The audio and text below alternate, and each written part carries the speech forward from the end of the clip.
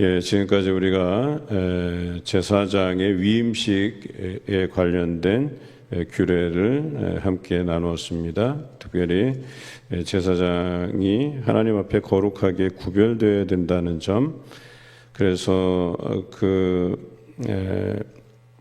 세 가지 제사를 드리는데 번제, 속죄제와 번제와 그리고 오늘 나누는 말씀이 화목제에 대한 규례를 다루고 있어요.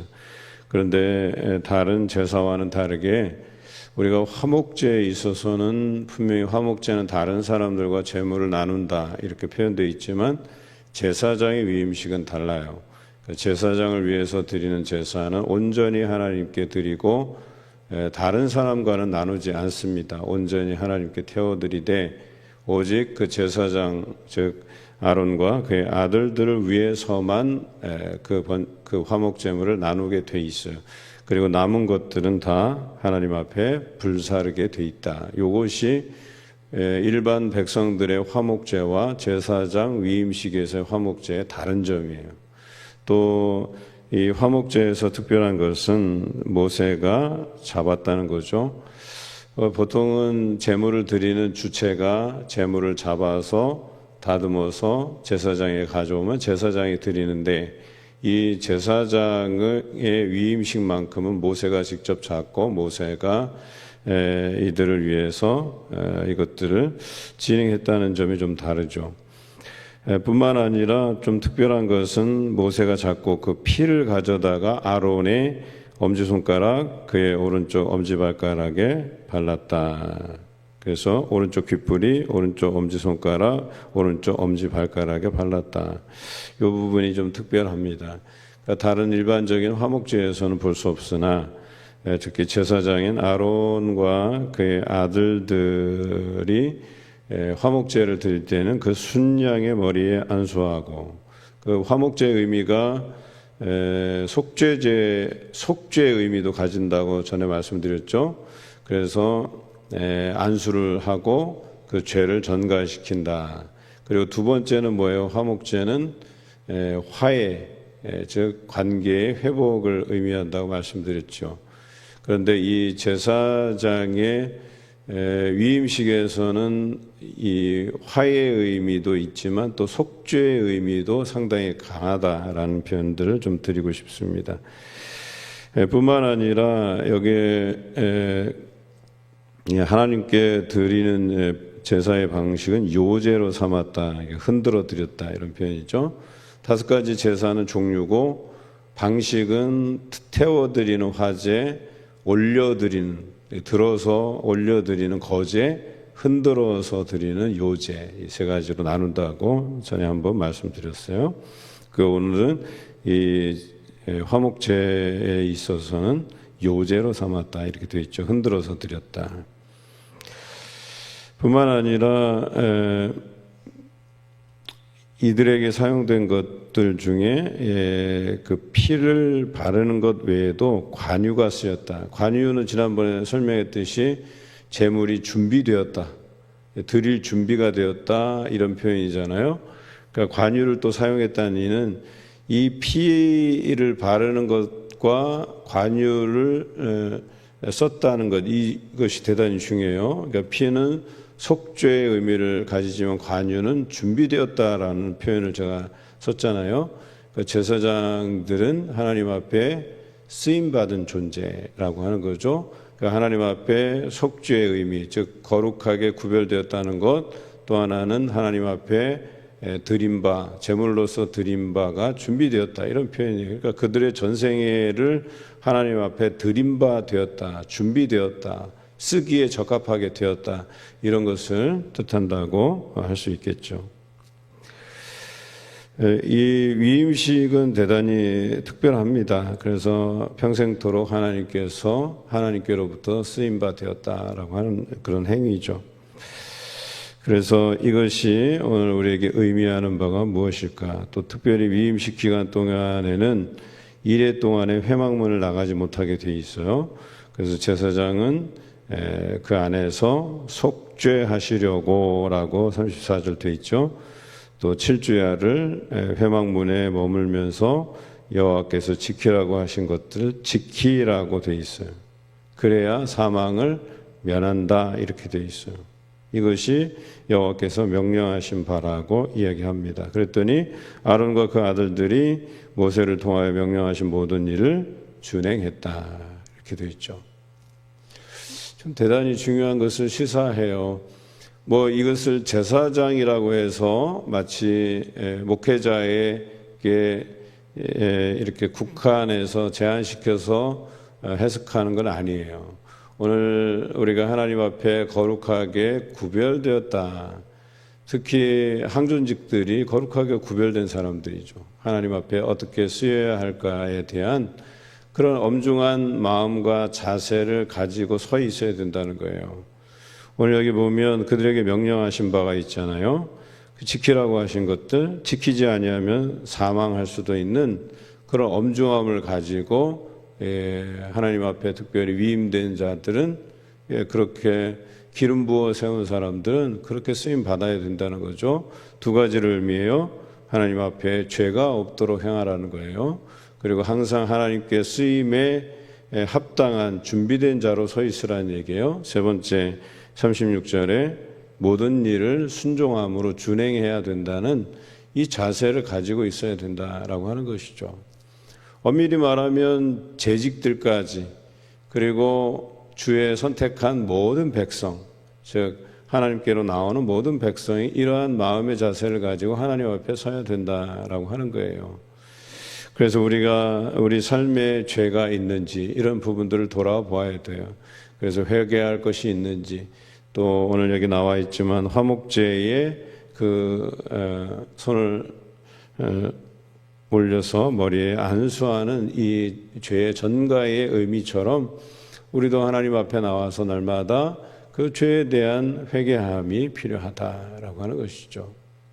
우리가 늘 고백하잖아요. 신약 성경에서도 우리가 이 땅에서 그리스도 외에 죄 없는 자가 없다. 이렇게 우리가 고백하면서도 참 우리 죄에 대한 회개가 잘 없어요. 왜 그럴까? 나 중심으로 살기 때문에 그래요. 나는 항상 정직하고 나는 항상 옳으며 내 판단이 항상 하나님의 판단인 듯 그렇게 생각하며 살아가는 것 대단한 교만이죠. 우리 자체가 온전하지 않은 존재인데 어떻게 온전하게 행할 수 있느냐는 거예요. 굉장히 모순이죠. 회개하지 않는 것도 모순이고, 그래서 우리가 날마다 우리를 살펴야 된다는 거예요.